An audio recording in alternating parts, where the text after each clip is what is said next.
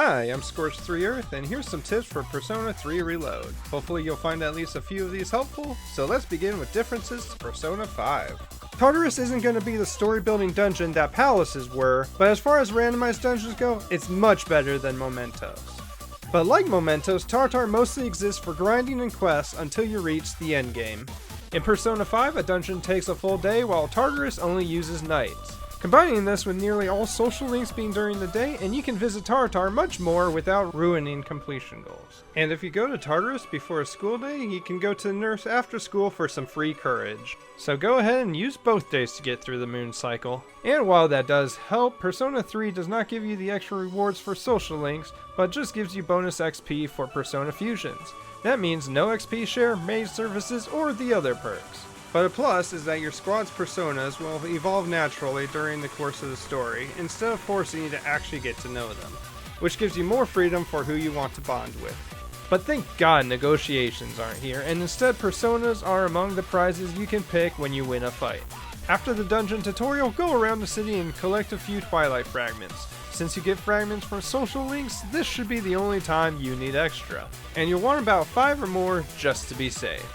Now for breaking down when to enter Tartarus by moon cycle. For the first cycle it should be as soon as possible, second cycle is after the exam, and third and beyond is as late as possible. Waiting will also allow for higher social links and sometimes more allies. For the first time in Tartarus, try to leave with a Magician, a Chariot, and Justice persona in your compendium, but more types are better, except for the Priestess, Lover, and Devil will not be helpful for social links this early on.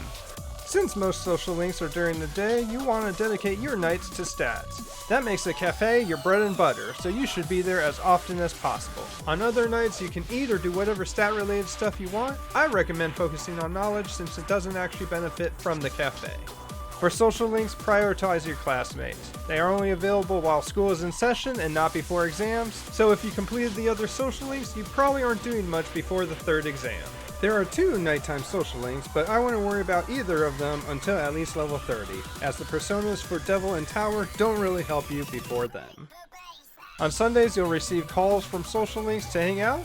Just remember, Maya and a later social link are only available on that day, so don't just blindly accept. Once you find the staircase, you can use it on the map. So if you see a staircase, hit that up first, and then you can just leave the floor as soon as you're finished exploring.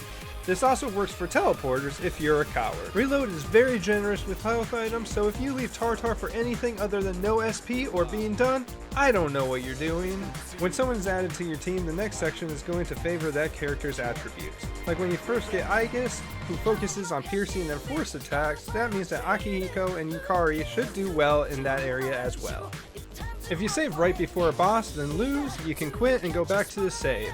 This option is great if you feel overpowered but don't want to lower the difficulty level. Just make sure that when you teleport to the ground floor, you save before swapping teammates or fusing personas. Then save again. Save before you do anything, then after, cause it's harder to forget 2 saves over just 1. But if you mess up, that's a screw up you're only gonna make once.